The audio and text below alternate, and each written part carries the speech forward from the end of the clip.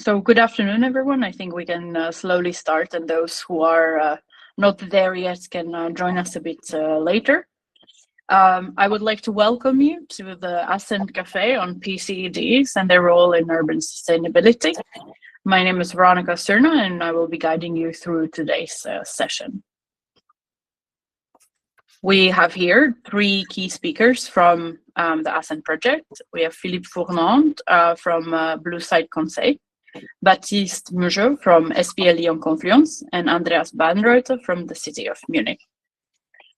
I will be asking them a lot of key questions about the PCEDs, but please, if you have any questions, do not hesitate to either raise your hand or share your questions in the chat. We will have at the end of the sessions a couple of minutes to actually answer your questions. If there are any clarifications that you would need, you can also raise your hand throughout, or we can also then have a lively discussion at the end. And I'm hoping that you are excited as I am about today's cafe. So please sit back, grab a coffee or a tea if you'd like after your lunch, and let's get started. So we are here to talk about the solutions from the project ASCEND, where we have two key lighthouse cities, Lyon and Munich, and 6 multiplier cities, Porto, Charleroi, Prague, Budapest, Alba Iulia, Stockholm. We have here the representatives of Lyon and Munich, who are the ones that are implementing the pilot solutions in their PCEDs, and they are here to say exactly what they have done in the last 3 years of the project. But first, what are the PCEDs and where are they coming from? Philippe, you are not from a lighthouse city, but you are representing a Blue Side Conseil. But we would like to hear from you. Where is this term PCED coming from? What is it, and how did we come up with it in ASCEND, or did we? Okay. So thank you very much, Veronika. Good afternoon for everyone. So we try to answer in a couple of sentences. In fact, it's a strange object. It started in around 10 years ago or 15 years ago. At this time, there were few neighborhood or districts who were trying to become energy less intensive or even energy positive. But the word of positive wasn't on the table at this time.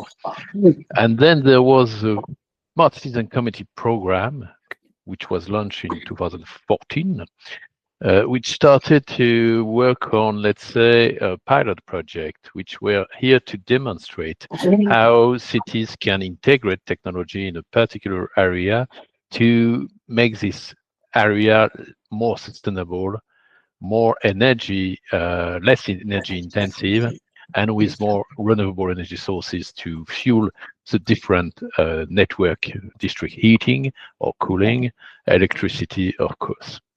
And then we gradually improve the level of expectation raise, and we started to discuss about positive energy district, which are normally district. We don't know exactly what a district is. It's a couple of buildings, let's say, or block of buildings, which are fueled by different network, district heating and this kind of thing, but we don't have a precise definition of what is a district. Anyway, we work with now the new definition of the driving urban transitions, which say that a positive energy district, it's a district which will produce more energy, renewable energy sources, than it consumes. So it's concerned sometimes with support of external energy sources coming from outside of the district, such as, for instance, the district heating in Germany, in Munich, for instance, is not only, of course, the case of the district. Then another thing was added, which is the clean aspect. We were very energy focused, and I guess the clean aspect is here to let's say, try to shift gradually to decarbonization. And decarbonization will encompass many other things than the energy aspect, and particularly, let's say, the way that a district can have better quality of life, can have more public transport that could be decarbonized and that kind of thing. So to summarize, we have today two, and that's important for this upscaling, two approaches. One is to have demonstration, pilot demonstration with particular technologies, with particular governance models. And another one, which is a bit extreme and it's not demonstrated yet, is to have something like energy island. The energy island, you will work on different objects. One of them is to develop renewable energy sources, mostly PV panels, but geothermal, for instance, is also in the line. So you have to develop your energy power productions. You have to work on the buildings to make them more sustainable. And that's a tricky thing because you have to work on existing or new buildings. And we will see that there's two different aspects in the district that will be presented later on. One which is a combination between new and existing buildings, that's more Lyon, and another one which is about existing buildings. And you have to try to create some digital infrastructures that will help you to better monitor the energy flow between the different buildings or assets, and can even allow you to share energy between the buildings. So that's a way to address peak shaving issues, and even in certain case, it depends on the local context, of course, to trade energy. I remember that's one of the, for instance, outcome of another positive energy district project in Norway, where they were authorized to make create a kind of local market. So that's pilot project, of course. We test, we see if it's working, we see what the cost of doing this is and what could be the revenue behind. And the question behind that, it will be what kind of model we can upscale in each city. So that's a strange object, no real definitions, but requiring a lot of effort, I would say. Thank you, Philippe. And we have here the representatives of these pilots in each one of the cities. So why are Lyon and Munich building these strange objects, as Philippe put it, and what is it that you are actually doing in your cities to build the PCEDs? I'm gonna first ask Andreas Baernreuther from Munich. Thank you very much, Veronika. Good afternoon, everybody. I will talk a little bit about our ambition to create a positive clean energy district in Munich. We are proud to be part of the 100 climate neutral cities network as a city of Munich. And on the picture here, you can see the officially handing over of the sign. It was taken last of November last year. So what is our goal in the city of Munich? The whole city of Munich has the goal to become climate neutral by 2035. For the city of Munich, for all the employees, for all the city's infrastructure, for all the city administration, we want to become climate neutral by 2030. It's not far away, it's 4 years ahead. So we have to trigger everything what we can do to become climate neutral. Climate neutral doesn't mean that we do not emit any CO2 emission. We will be at an emission of 0.3 tons CO2 per inhabitant per year. This is our goal for 2035. And now when we look at our district, it's the next slide, please, Veronika. We selected the Harthof district in the northern part of the city of Munich. The Harthof district, as you can see here, is quite a green district. It's situated on the outskirts of Munich. It's in the north of the city, and overall it has a size of 56 hectares and is home to 6,000 citizens of the city of Munich. They are living in 3,300 apartments. They are located in 126 buildings. The district is mostly a residential district. Here you can see the buildings. The buildings were built mostly between the 1950s and 1970s, and as you can see on the pictures, they are not all in a very good shape. They need to be insulated. They need some paint in some way. They are heating mostly with oil and gas. Some of them are already connected to the district heating, but not all of them. And they're not in a really good condition when you think about the energy consumption. So we will try to retrofit these buildings to bring them onto a better energetic standard. This is one goal what we will have. The next thing what we will do in ASCEND district in Munich, we will mount as much PV installations on the rooftops of the buildings to produce as many electricity in the district. First, we connect, we modernize the buildings. Second, we will connect them, we will mount photovoltaics. And the third thing, like Philippe already mentioned, we will connect them to the district heating network in the city of Munich, which will become climate neutral by 2045 because of the geothermic drillings we are right now doing. So this is the district we are facing in Munich. And I think that's all for now, Veronika. I give back to you.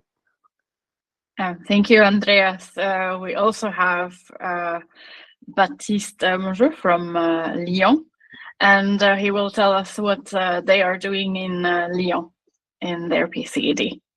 Thank you, Veronika. Good afternoon, everyone. Yeah, I just want to start with a bit of context and story on what's happening in Lyon. So, like in the other cities, we have lots of urban development projects right now, and each of them is led by a, let's say, dedicated public-private company, and one of them is Lyon Confluence, so the company I'm working for, and we are in charge of the Lyon Confluence urban project, which is probably the largest urban project now under deployment in Lyon. So the aim is to double the size of the city center of Lyon. So we are in the city center. It's a very critical project because every tourist, every inhabitant is going to see the Confluence area, what it is now, what it's going to become. So we have kind of huge responsibilities now, and we want to make this project as great as possible. And so it has started now since the early 21st century, and now for more than 20 years, we've really focused on high performances in the district. We have put innovation as the center of the strategy of this district, and we became more and more ambitious in our environmental goals. And we are working at the European scale and also at the international scale to achieve these goals, to attract funding and financing. And so in 2012 was commissioned the first French positive energy block in collaboration with the Japanese government. So we worked with Japan to deliver this, and we became more and more ambitious. We took part in the Smart City Communities program that Philippe referred to. It started in 2016 for us, and then it became, I want to say, obvious that when the positive energy district concept and positive clean energy district concept really generalized, Lyon Confluence should be one of them, should be one of the districts becoming energy positive. And in parallel, Lyon was selected among the 100 climate neutral cities. So it was, now the main objective for us now is really to become energy positive. It's something we can't let go. So it's now a great well, great objective, but as we've started now to work on environmental objectives and innovation for 20 years, we think it's feasible, and we are doing our best now to redevelop this whole district to make it a positive energy district in the city center of Lyon, with a great support from the local policy makers to really build a new positive energy district here. Thank you, Baptiste. Listening to you and Andreas, but also to Philippe, it almost sounds like it was so straightforward and easy, and you said it was obvious to build a positive and clean energy district in Lyon. I am, however, quite sure that it was not such a smooth sailing all along, and so maybe I would like to ask you, not for what worked well, but what were the biggest obstacles and barriers that you had to face when selecting or implementing the positive energy district? Andreas. Okay, just to pick one out, it's hard, but no, I will skip the financial part, because everyone can imagine that to develop a positive clean energy district costs a little bit of money. I will jump into the project structure. I think the biggest barrier is the time, because the time is ticking forward and we are losing time for the construction phases. Right now we are in the third year of ASCEND, and no, we had our third year of ASCEND already, and now we are in the fourth year. And when you think about to do construction work in a whole district, you need the planning processes, you need the building, the construction time, and so on, and you need to deal with the inhabitants of the area. It's not so easy, and everything takes time. And when you look on private homeowners, you have to deal with homeowners associations in Germany, with bigger groups where the homeowners are organized in, and they have a really slow decision-making process. You need a long time to convince them to do something regarding energetic modernization. So this is, I think, the big thing is we only have 5 years time in that project. We needed nearly 1 year to set up the project group in Munich, that everyone is working properly, that the digital infrastructure is set up right, and so on. And so we only had 4 years left. In the 4 years left, we had some smaller troubles the last 2 years. And right now we're starting to implement. So as you see, we're starting in year 4 with the implementation of the big measures. Smaller measures like e-car sharings and something like that are easier to build up, so they're already done. But when you look at the buildings, at the energetic modernization of the buildings, at the connection of district heating, PV mounting, and so on, it takes a little bit more time than only 4 or 5 years. So that's all from my side. Thank you. What about some obstacles in Lyon, or was it really so obvious and so smooth from the start, Baptiste? No, it was obvious we should take position on this, but not obvious of developing it, deploying it. Contrary to Andreas, will not skip the financial part. We are in a bit different situation from Munich, as we are more working on new buildings, where Andreas is more working on refurbishing buildings. And what's happening in that, in times of prosperity, let's say, property developers are willing to invest in innovation, are willing to spend a little bit more money in studies and construction, build highly efficient buildings. And it's something that has been working quite well for the last, let's say, before 2022. It's something feasible. But when it comes to a crisis, then the environmental performances are one of the first factor what they want to reduce, to come back on, because it's, of course, it's extra cost for them. So now we're in a situation on just waiting for the crisis to end and not building, or, well, seeing what we can do keep building this this highly energy performant buildings by maybe reducing our targets, which is something we don't want to, or to find a better public-private collaboration where we will public and private sector will share the risks, for instance, to find a new business model here, to be able, during a time of crisis where it's get really difficult for developers to get a loan, in terms where the materials are now costing a lot, where the margin is becoming smaller and smaller. Well, we need now to find a new legal scheme, a new collaboration, a new business model between the public and the private sector to be able to construct buildings without reducing our environmental and energy goals and objectives. Yeah, and I'm sure that these barriers that are not only happening in a vacuum. So you've already started a bit talking about it, that you need to work with developers, you need to, of course, work with financiers. Philippe, in your experience from ASCEND, but also previous projects, when implementing a PCEDs, who are the most important stakeholders that you need to get on board, and why?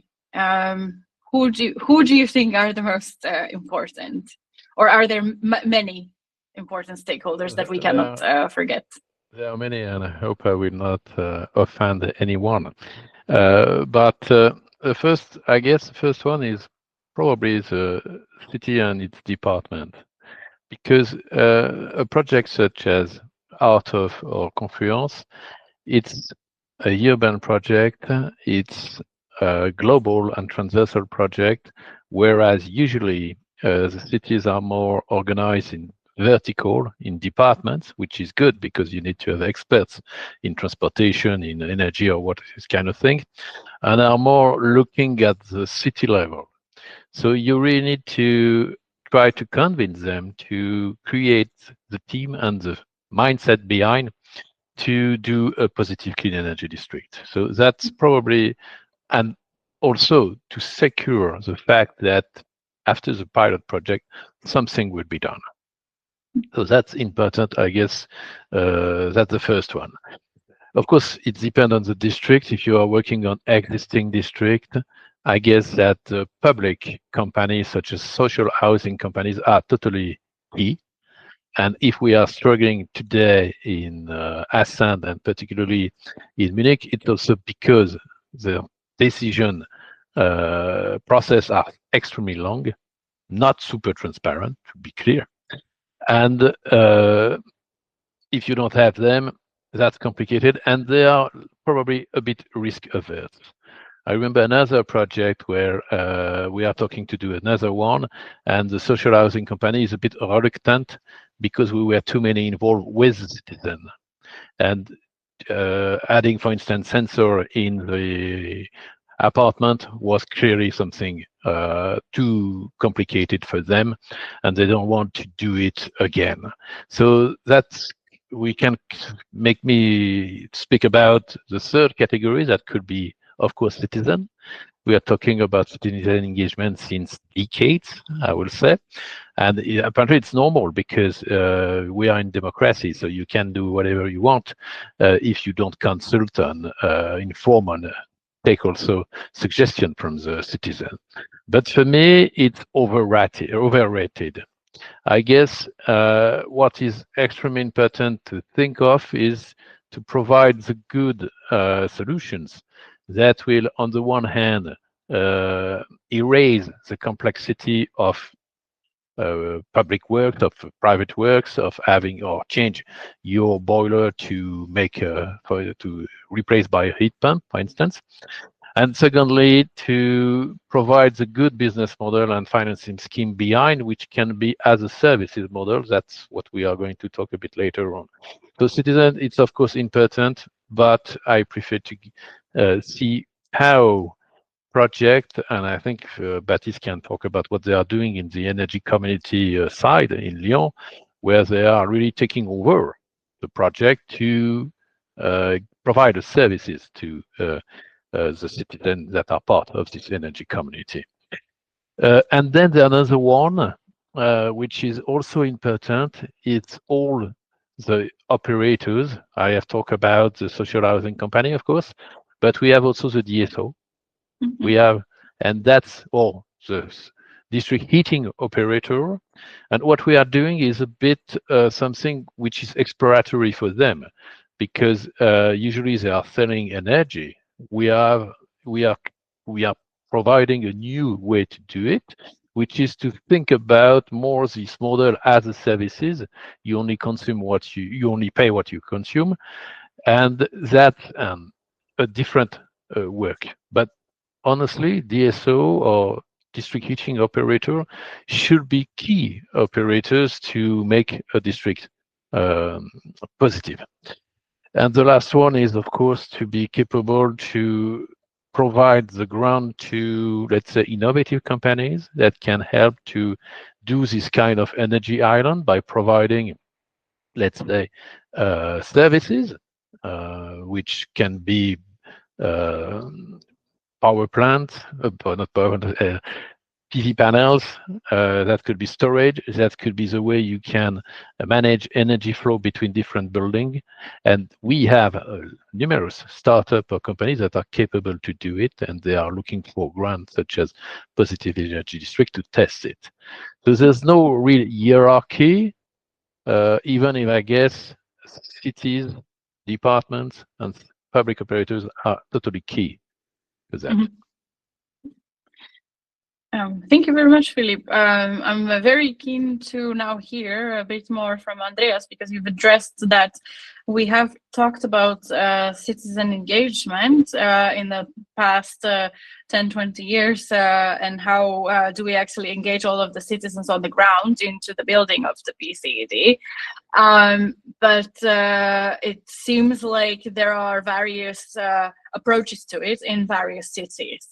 I'm keen to hear a bit more what is Munich actually doing about it in Harthof. Yes, thank you, Veronika. I think it's really important when you jump into a district and you're doing some modernization work in the district. It's really important to be visible in the district. So we use citizen engagement to become visible for the citizens in the district, so that we can include the citizens' needs in the district to our planning processes.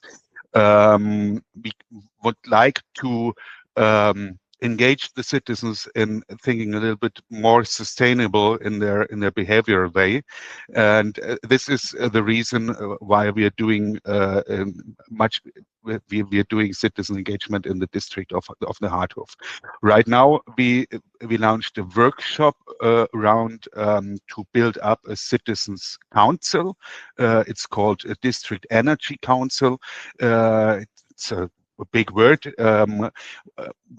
We think it's necessary to have a loose network of citizens, of engaged citizens in a district to support the climate transition in the upcoming years, because many things will happen in the district, many things will be changing in the district, and we need that the citizens are onboarded, they are aware of what is happening in their neighborhood, and that they can also decide in boundaries that we're setting up, but they can decide what they want to have in the district. And this is one thing we learned from other district works, modernization works in Munich, that it's highly important to onboard the neighborhood to your project goals, because if you don't do that, you can have them against you, and this is not really nice to have the citizens against your modernization efforts you're dealing with. So this is the reason why we are doing it, and it's also something like we want to empower the people to think about what can they do, what can they provide to become a climate neutral city in the near future. So that's the reason why we're doing it. And I have to second the thought that it's indeed very important, because otherwise we could have then the citizens as one of the barriers to overcome when it comes to implementing a PCED. Thinking about how to actually implement a PCED in a city. Of course, it doesn't implement by itself, and there are various structures on how to do it. We have a very interesting structure in each one of the cities, but one particular example that seems to be working very well is in Lyon, the urban orchestrator. Can you tell us, Baptiste, how does it work? What is it, and how do you actually implement this in the city? Yeah, sure. Indeed, as Philippe said, cities, administrations are working, well, they are huge, of course, organizations, and they are working in departments or silos. It has its pros and cons. And when it comes to working at the district scale, maybe having such huge organizations or entities are not maybe the right tool to, well, implement quickly a positive energy district. So what's the strategy in Lyon is for each urban project to have a dedicated company working on this and being in charge of this, overseeing the overall urban project. And it's a case in the Confluence area. So the metropolis and the city of Lyon have now created 35 years ago this Lyon Confluence company in charge of the urban development project. So how does it work? What's the status? So we are called public local company, if you translate the exact title of the company, but we have a private status.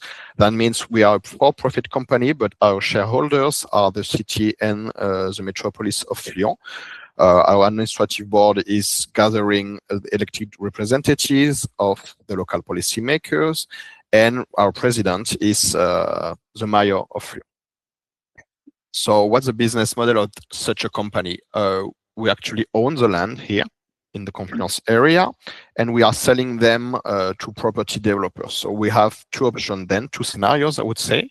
First one is to sell the plot of lands to the property developers, giving you the best offer. It's basically bid, you give the best offer. But then you have no control on what they are going to actually build on this plot of land. The second one is to put a price on it, the same price for everyone, and then launch a competitive call, I would say, with the guidelines, and then to ask property developers to apply for this and to select what you consider the best ones in terms of architectural proposition and environmental ones, energy ones. And that's what we are doing. So our job here is to sell the lands, making sure that each property developer selected will implement and construct buildings that comply with our ambitions in Lyon. And the second aspect or second main mission for us is to build and develop the public spaces.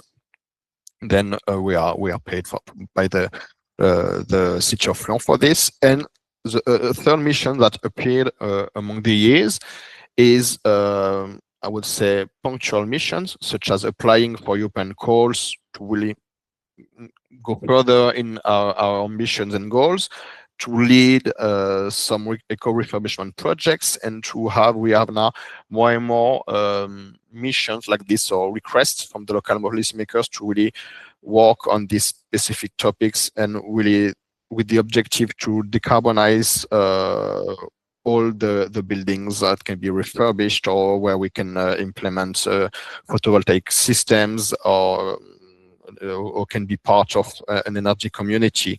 So now we are seeing that this kind of urban orchestrators, the local policy maker, give them more and more, let's say, activities to achieve climate neutrality at the city scale. Thank you, Baptiste. I really am always excited to hear about the urban orchestrator, and I would like to then ask you to think about also how that can be replicated in other cities in our next questions. You already started talking about the business model and how the SPL Lyon Confluence in this case operates, and how it is actually possible that it implements such a complex PCED. Thinking about other examples, do we have any sustainable business models, either in any of the examples that we can think of in ASCEND or any other projects that are sustainable, or do we need to always think about national or regional grants that are necessary in order to implement them? Philippe, what is your take on the business models? But we have plenty of sustainable business models, but that depends on what you are talking about. Because I just remind you that the positive energy district, it's a combination of objects. It's a combination of technologies. You have a technology stack with different objects, buildings, networks, etc. And some of these components can perfectly have a sustainable business model. The one I have described, energy as a services. So that's obvious, and that's more the private part who can do it. And when we said business model, here I'm talking about return on investment with money behind, let's say. The question which is more challenging is to deliver a district, a positive energy district, you need to combine all this technology in a planned manner. You have to, and you have also to follow how it will evolve with the time, because sometimes the behavior of people can change the objective or the positiveness of a building. And this integration, it's what a bit Baptiste was talking about. It's a urban orchestrator. So you have to find the organization that is capable to support in the long term the vision and sometimes integrating the different technologies. Is what the SPL Lyon Confluence is doing. That's an in-house public company. And here you have to rely on public funding, of course, because the selling land is coming from the public budget, so it's public money in a way. In other cities, we have, for instance, in Porto, but very important tax rebate on PV panel in the roof. So it's also a combination between private and public funding.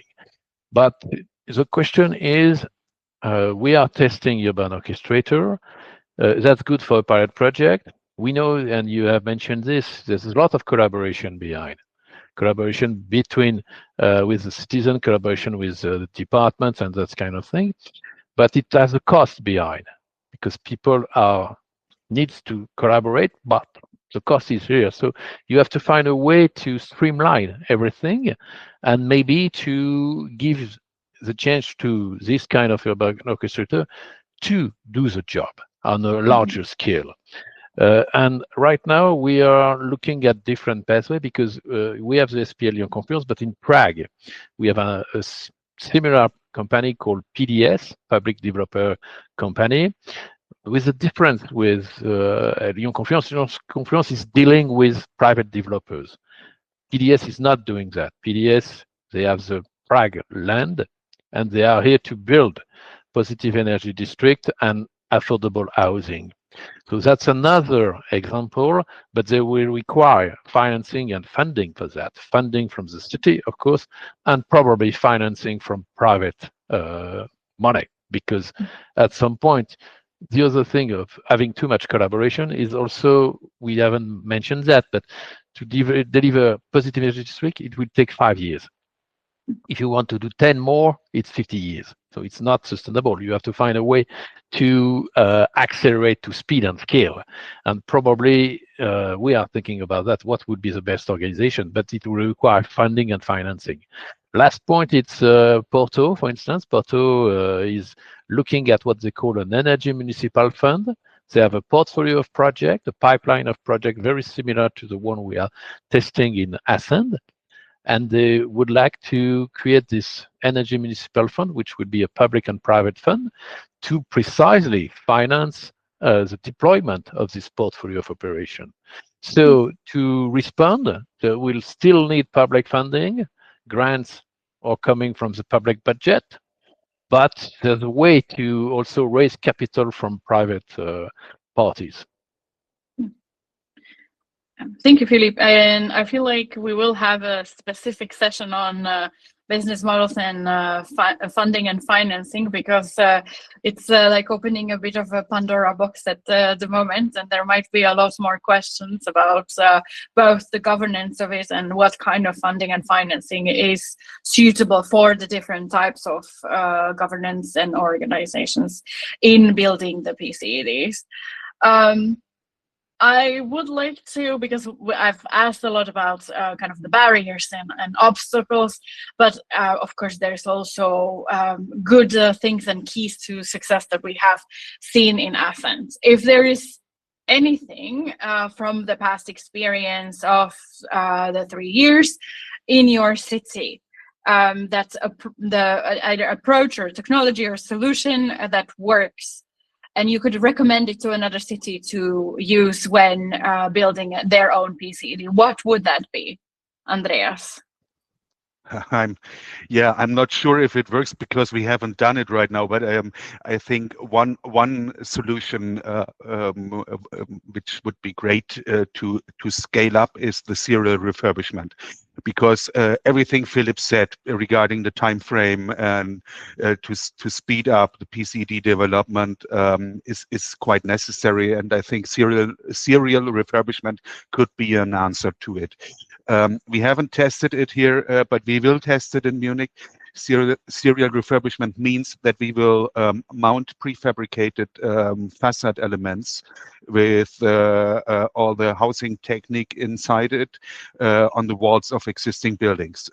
We can do the planning processes using digital tools. So when you look in the city of Munich, for example, we have many buildings in the same building type, and so you need to do the planning process only one time for one building, and then you can scale it up to the other buildings which are in the same type, in the same building type.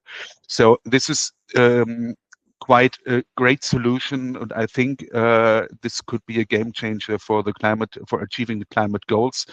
And it should be, it's my opinion, it should be replicated in other cities across Europe where it's necessary. So I think serial refurbishment could be quite nice, could be a great methodology and a great outcome of our ASCEND project. Thank you, Andreas. The serial refurbishment sounds like a very good strategy, especially I know that we have some people from Budapest on the call that could be quite relevant for them for the uniform type of buildings that are there. What about Lyon? Is there technology or a way of working, or what would you recommend to another city to copy from you, Baptiste? Yeah, well, as we talked recently in the past few minutes about funding, financing, speeding, upscaling, maybe having such small companies really dedicated to the deployment of one of several PCEDs. So it's a company capable of making the link between the private investors or real estate developers, between the co-owners, if you want to work on refurbishment, and the public sector, which is here to give its strategy, its policy. I think having this small company, which does not have to be costly for the local policymakers, can be a way really to find financing from the private sector, making sure also you comply with the public policy, and then having the skills to really deploy positive clean energy districts and really speed up things compared to sometimes municipality, which are really big because they have to handle and manage a lot of things at the city scale. So maybe having this kind of vehicle for in-house companies for these local authorities could be a way, replicate and speed up things and leading the deployment of a positive clean energy district.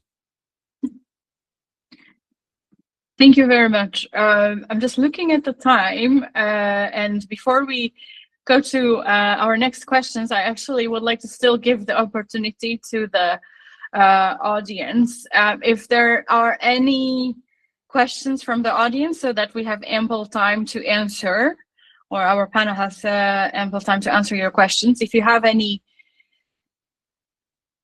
clarifications, or if there's something that you would like to know from our experts, please raise your hand.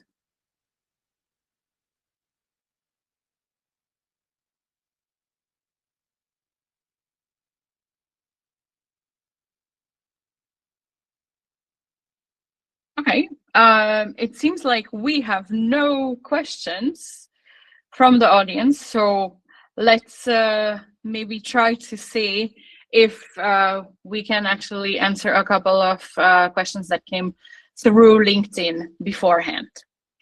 The ASCEND project is right now in its starting of the 4th year. And looking at everything that has been already implemented, we have had a lot of ambition at the beginning, and seeing the 3 years that have passed, is there anything that you would like to do differently, Philippe? Or is there anything that you would think that should be done differently by others, not just yourself?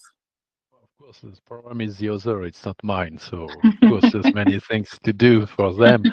But we are, no, we are absolutely perfect. So we have nothing to change. So, no, but if I'm coming back to the project, when we designed the project, we had a couple of assumptions. The first of them was we are not starting from something new. We know what it is because we had previous project, and most of the cities were involved in this kind of project. So we could be quicker. We could act faster than expected. And that will allow us to prepare a better upscaling. That was one of the assumptions. And unfortunately, we have faced more tailwinds than headwinds than tailwinds. The first of them was, of course, the real estate crisis. Second of them was the public budget crisis as well. And sometimes some local events, such as merging of two companies, which trigger a lot of complication. So you can act with a very dedicated team, and you have to face so many headwinds, that it's giving more complexity to what you expect to do. And speaking about headwinds, one of them we have, it's not us, but it's the other, of course, we have not made any progress, is about the regulatory aspect. With 2 dimensions. First one, it's extremely complicated, first. So it slowed down the project, and it's super long. For instance, in Portugal, to get the label for an energy community, it would take 1 or maybe more than 1 year. And that's not coming from the project, that's coming from the surrounding environment. And the cities also have to face that, because they have a tendency also to pile up regulation and not to simplify. So if we want really to have positive energy district, we need to simplify, to streamline this aspect. That's one of the lessons learned, but what can we do at the level of the project, apart just saying that it's not working like that, you should do it differently. The second assumption was, before there were the lighthouse cities and the fellow cities. Lighthouse cities, they are demonstrating, they are shining, and the fellow cities, they are doing a replication plan. We started with a different ambitions. We started saying that there's no real difference between lighthouse cities, that's Munich and Lyon, and multiplier cities. We call them multiplier cities because they have tested many things in our project, and it's a trigger for better replication. Porto, for instance, or Prague, I mentioned, they are multiplier cities, and some of them are very advanced in what they are doing and will probably be maybe more efficient than the lighthouse cities in terms of replication. So now it's a different structure, I guess, and that's also something very dynamic for our consortium. And the last one was we can scale up by design, and I think it's still an ambition, but it's difficult to do for several reasons. The technical implementation is predominant, so we have challenges to think about what will happen after, and that's where the participation of cities is, of department of cities and probably decision makers is absolutely necessary, inevitable if we want to upscale. So that's essential. We can still do it, but there's some headwinds we have to face. So I will not change totally the thing. I will try maybe to be less ambitious in terms of positive of districts, maybe try to be smaller and more efficient, but the rest I think is there. But it takes maybe more than 5 years to do it, which is really a problem for us because the idea behind is, okay, it takes 5 years to make a pilot, but if you want really to expand, we should do it in 2 years, which is impossible probably. I thought you said we need to reduce the ambition and not make it even what was it, like double, not even double, you tripled the ambition, you shortened the time from 5 years to 2 years of a pilot, and I'm looking at the faces of Andreas and Baptiste. What do they think about implementing a pilot in 2 years instead of 5? Andreas, yes, please. Yes, but that's the reason why we're doing this work. We want to be quicker, faster, and this is the reason why we are doing this work right now in the pilot area. And when we do it the next time, we have many learnings, many learnings from the Harthof district, for example, in Munich, that we can scale up. And so we hope to be quite faster when we replicate our PCED in another district. And probably we won't be so ambitious to find such a big district like the Harthof district is in Munich, to become a little bit smaller so that you have faster, you reach your goals. You can reach your goals faster. This is the right. Indeed. Actually, that was a perfect bridge to my next question. I think it's almost like you knew what I was going to ask. The scaling up, and we talk a lot about the speed and scale in ASCEND, and what is actually necessary to achieve this speed and scale. Apart from the fact that we need to be ambitious, we also need to ensure that there are some governance structures on board, that we have the financing in each of the cities, and that all of the elements are lined up. And when I'm talking about the elements, it's not just the stakeholders, it's also the technical solutions, that they are applied well to the city conditions and to the local and legal frameworks. Now, if there were any recommendations, if I was asking you from a position of a city that has not implemented any of the solutions in ASCEND but would like to know, let's say I'm coming from a small and medium-sized city and would see that you are implementing these solutions in Lyon, in Munich, or in any of the other cities in ASCEND, what would be your recommendation? What do I need to do in order to scale up the solutions that you have so successfully piloted already? Or almost piloted already? Perhaps like I mentioned, to be a little bit more focused on some solutions, not on so many solutions at one time. I think that's really important to get a positive, really faster positive feedback of what you're doing. So this is important for the project group working on scaling up a PCED. This is also important for the citizens, to show them that you're moving forward. So I think 2, 3, or 4 solutions that are paying a good reduction of the CO2 emissions should be great to start with them, and then you can get wider and add more solutions. But I think you should start with only some and not with the whole package, which is inside the PCED concept, what we're trying to do in Munich. Yeah. Thank you, Andreas.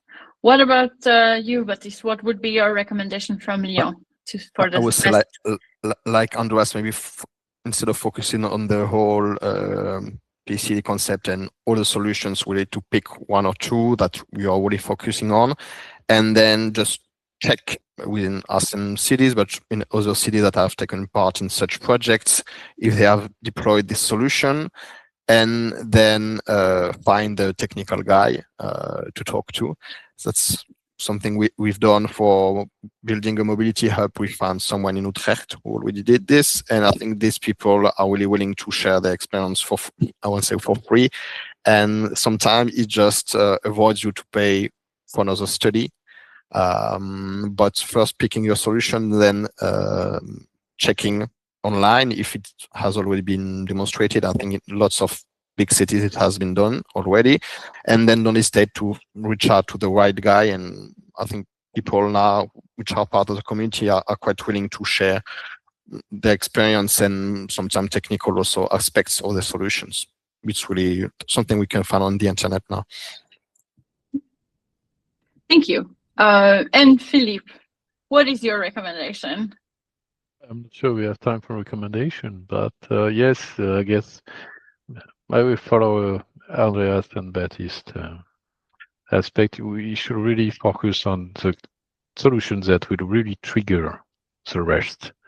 The problem of European projects such as ASCEND is that we are doing many things. Some are very good, some other are not maybe so good or are not so relevant. So the idea to focus on very structured, powerful solutions that can trigger the rest is probably a good idea.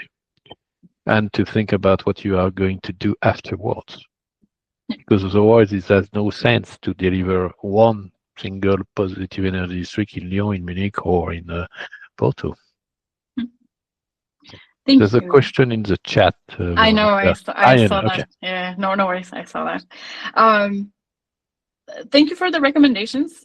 For those that are from other cities and they don't know, we actually have all of the individual solutions of each one of the cities of ASCEND, not only of Lyon and Munich, but of all the other ones listed on the ASCEND website. So if you go to ASCEND -project.eu, you will be able to actually see them. We do not have the contacts, but you have a contact form that you can actually then contact us through. And I realized that we are out of time, but there was one question in the messaging board. Fiona, would you like to say the question? I see you have turned on your camera. No? Okay, so I'm going to read it. It's regarding the operational phase of the PCED, including the energy community. What is the governance and business model, and how are the citizens included to ensure ongoing empowerment and sustainability?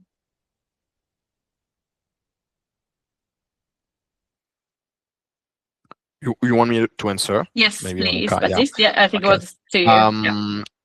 If we really focus on energy community, first a business model, well, the investment is shared between the property developer and Lyon Confluence. So we try to share the investment costs here, because it always costs a lot to invest in the photovoltaic systems. Meanwhile, if we really want to work for public interest, we are not going to sell the electricity at the market price. It's nonsense. So the business model is like this: is we try to share the investment and then selling the energy to lower price than what we have on the market. It's a source of revenues for Lyon Confluence to ensure maintenance or insurance for this kind of PV systems.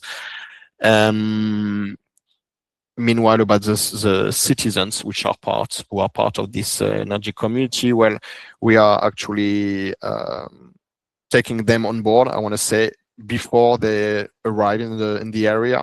So when they are buying the flat, or when they are coming to the area, if they have, I don't know, social housing, for instance, they are directly aware of the possibility for them to integrate the energy community. So they have not arrived yet in the area that they already know they have the possibility to be part of the community. And for the people who are already living in the area, well, then you just have to knock on the door, I would say, and you have no choice but to do so. Thank you, Baptiste. Fiona, if you have any more questions, I would recommend to also reach out via the contact form or via the emails if you have any follow-up questions, and we'll be happy to answer more, because currently we are a bit out of time. I do not see any other raised hands or any other questions, but I would recommend, if there's something, either to follow us on social media so that you know about the upcoming webinars, the ASCEND Cafés that we are planning. One of them will be, of course, on business models and financing. The other one will be also specifically on energy communities. We will have one on citizen engagement and on several of the solutions, such as also digital twins and others. We are going to inform you via social media about the timing, so I would welcome you at any of the next editions. Otherwise, everything that is being said today is recorded and will be posted on YouTube and on social media, so that you can also then review if you have missed any of the points of our speakers.